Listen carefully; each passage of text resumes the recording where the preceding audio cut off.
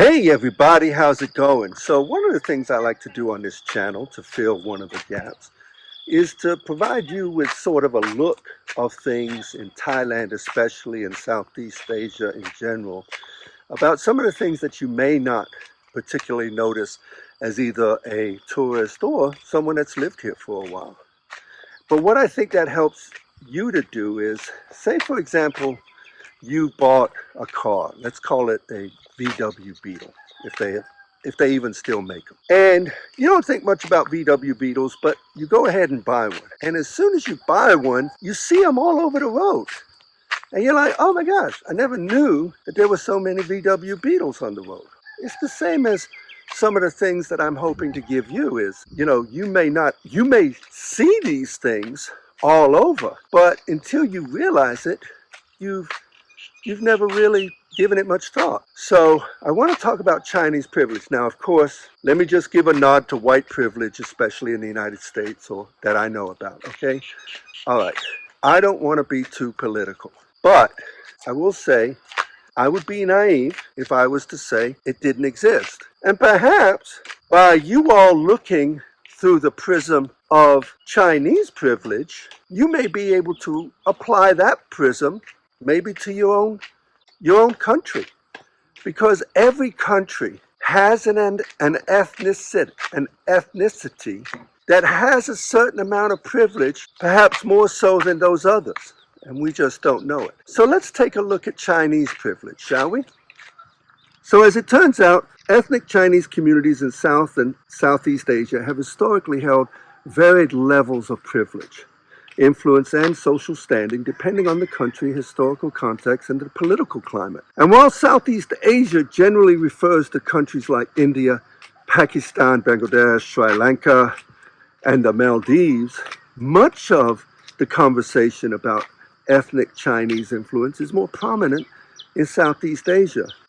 Malaysia, Indonesia, Thailand, the Philippines, and Vietnam. So let's take a quick look at the breakdown. So ethnic Chinese populations are small in India, Pakistan, and Bangladesh. But ethnic Chinese communities in some countries like Malaysia, Indonesia, and Thailand, they enjoy some significant economic influence, though I should note that they do face political or social discrimination. So, for example, in Malaysia, the ethnic Chinese make about 23% of the population, but they do suffer from significant discrimination. In Indonesia, the Chinese population controls a substantial amount of the economy there, but they have suffered a great deal of discrimination also, to include riots and murders. But in Thailand and the Philippines, the Chinese have assimilated well. And so let's talk specifically about the Chinese ethnicity in Thailand.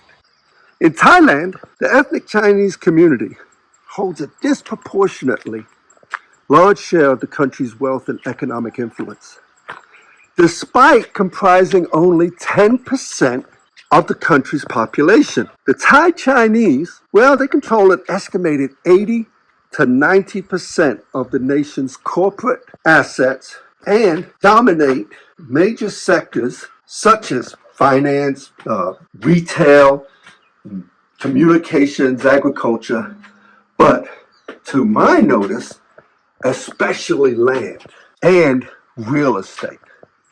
If there's a big chunk of land here in Thailand, especially in the rural communities, then you could pretty much bet either the Chinese or ethnic Chinese own it. Ethnic Chinese and Chinese families have traditionally led in the industrial sectors of Thailand's economy.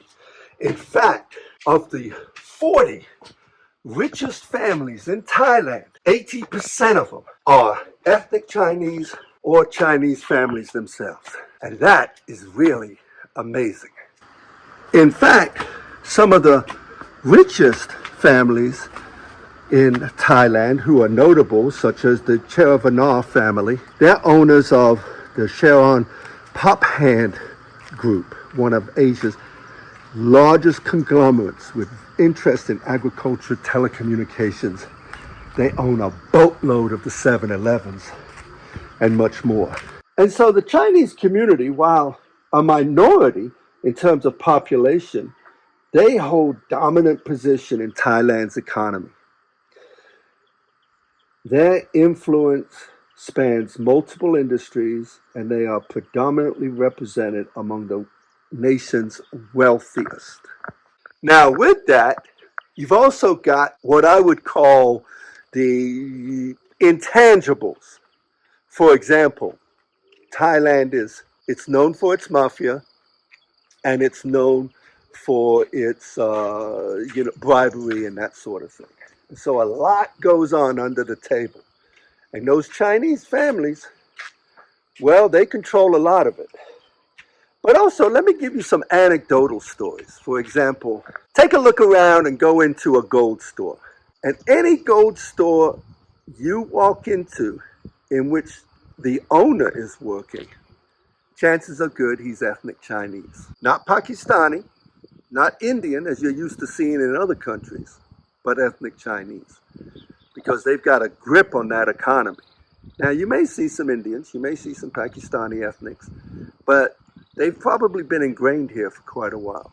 Also, I've met a few ethnic Chinese in my Muay Thai club. And again, I cannot say enough about, getting out in the economy, getting out in the community and involving yourself, because when you, over several days, weeks, and months, you start having more casual conversations. People start letting their guard down. For example, one gentleman that I work out with, he's ethnic Chinese. As it happens, he owns a gold shop. Well, everybody at the gym, his name, I'll use a similar name, but not his real name.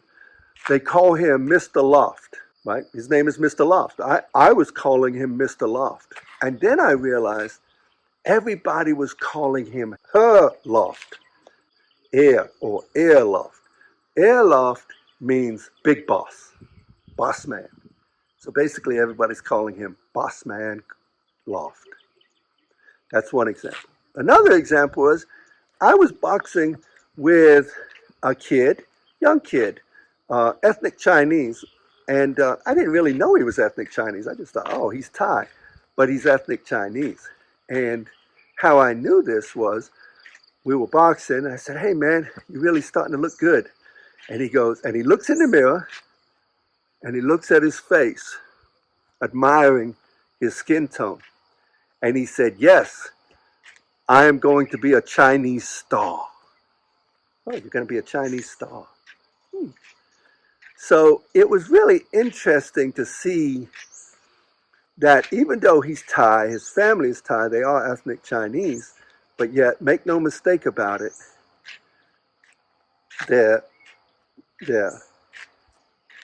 citizenship is Thai, but their soul is very much Chinese. And so as you go about, you may just happen to see some of these things that you hadn't seen before. And I hope this video has been helpful. And please feel free to subscribe. I would appreciate it. I love my channel, getting a little bit of the word out to people who think it's useful. And I feel like we've got a good little community here on the channel. So with that, thanks a bunch and have a great day.